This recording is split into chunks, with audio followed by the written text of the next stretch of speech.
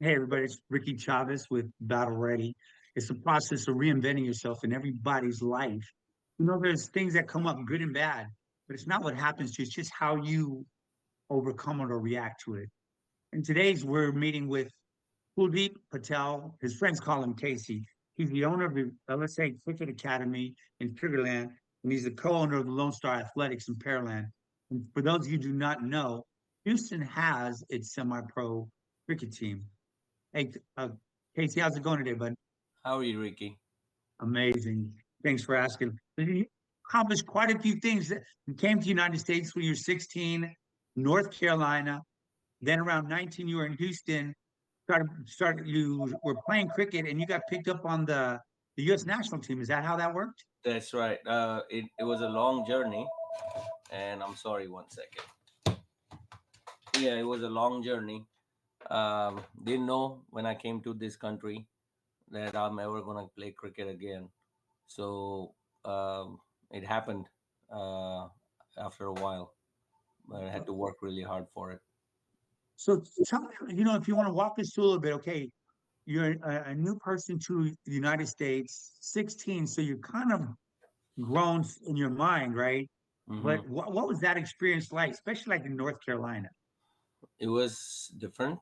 I mean, coming from India, coming here. So when came, haven't seen any part of the country.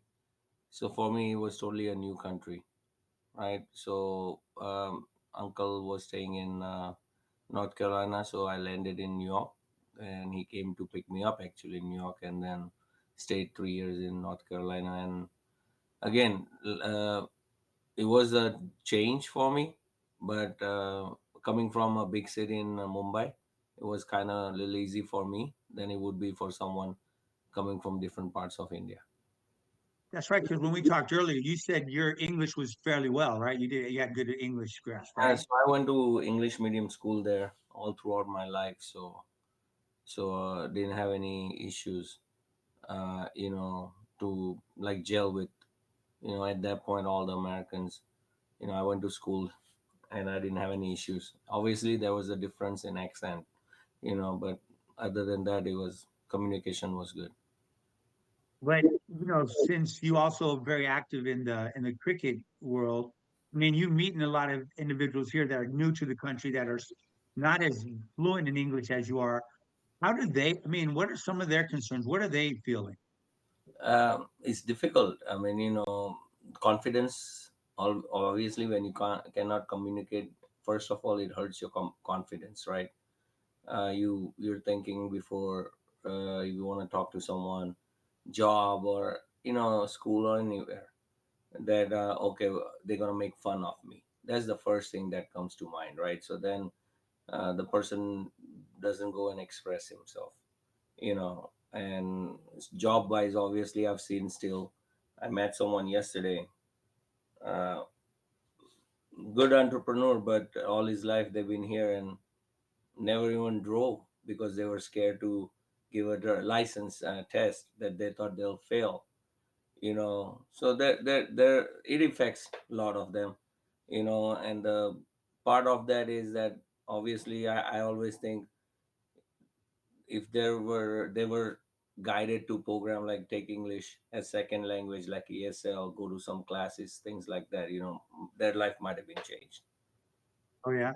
So are there a lot of programs here locally for English as a second language for the Indian community? Well, now I see that now. Obviously, now internet is there. All this hooked on phonics. All there's so many softwares out there. But back then, like in the 80s, I don't think so. There was too much there. There was in high school. Like when I went, they tried to give me ESL as my second language. Like they thought I didn't know how to speak English. But they put me there for 2 weeks and then they moved me out of it. Sure. So that must be kind of scary, especially you said you came from a larger city, but you have individuals, and this is not just for India. I mean, anybody that's coming from another country that comes from out in the country, so to speak. I mean, just everything is so different. It's moved so fast in the United States mostly. What do you think? Yeah. So I mean, again, coming in the 80s is a little different than now. you know. But it's a big change because most of them are they're coming from villages.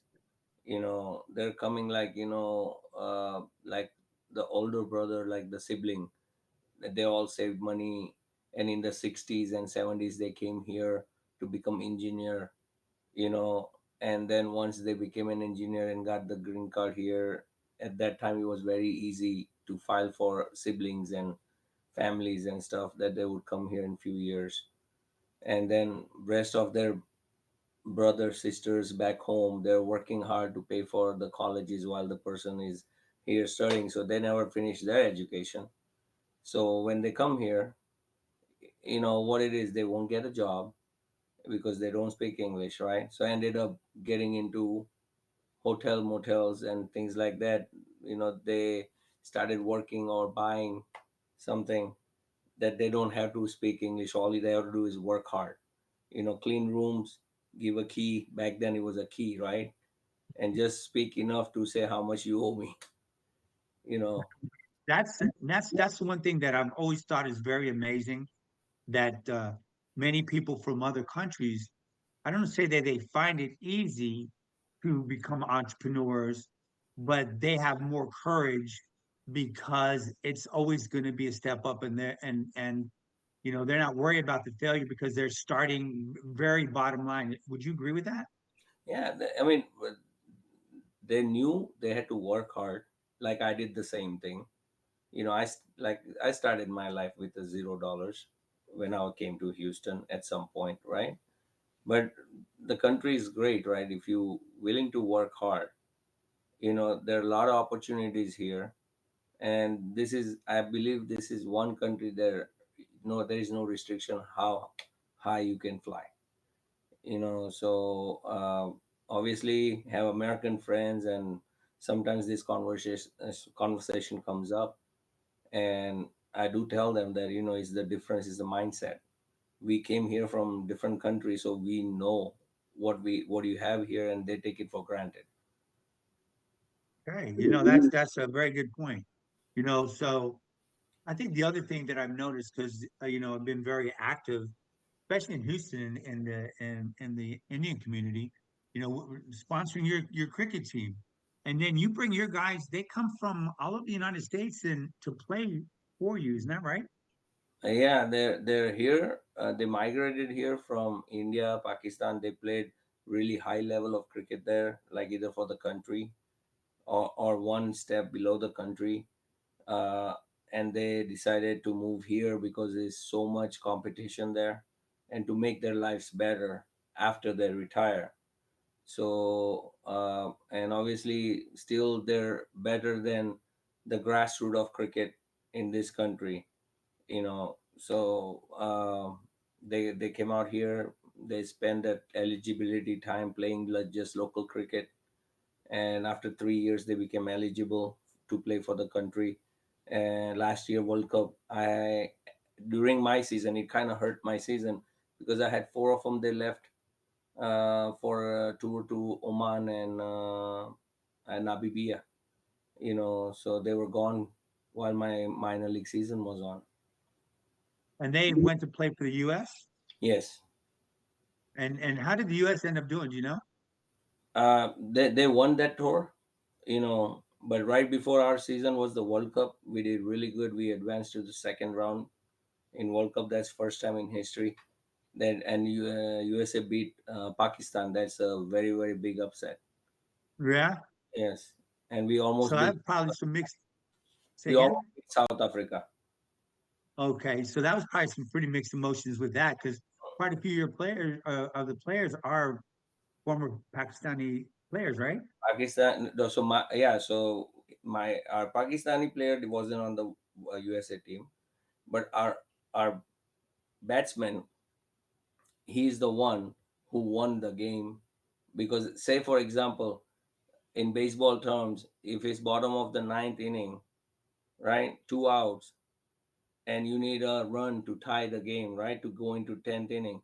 He's the one at the last ball. We needed 4 runs, and he hit it so we can go into extra over, and that's where USA got a chance to beat Pakistan. Oh wow. Okay. So real fast, if somebody wants to come out and see one of your games, when's your season? Season starts every year almost around end of July or first week of August. Okay, and how long does it go? It goes for 6 to 8 weeks. 6 to 8 weeks. And where are you guys located at? So our stadium is in Pearland, and it's called Musa Stadium, and that's where we've been playing for last 5 years. And like this year also, we are going to be playing at Musa Stadium. Okay. And isn't there a large stadium in Cyprus or Hockley area? Yes, that's a cricket complex. It's called Prairie View Cricket Complex. That is also a very good friend of mine who's like my brother. He owns that. So that also, when initially it was 88 acres just land, and he asked me to come over there and help him guide that what he should do and how he should make this. Designed it. Yeah, So are they going to eventually have a team out there, or what are they going to we use that also for? have one team from that place from there. It's called Houston Hurricanes. So Okay, so so we have two minor league teams in Houston. oh wow, is that kind of that's new? No, he's been there. Okay. But they both are on the different side of the, like we're in Pearland and we are hour and a half away from each other, right? Oh yeah, and that's the joke about Houston, right? Houston's an hour from Houston, right? Yeah. Well, everybody, we're coming up on that time. We're getting ready to go into a commercial. Thanks, Casey, for being with us. We're going to keep going and talk to Casey on the next set. Talk to you guys in a minute.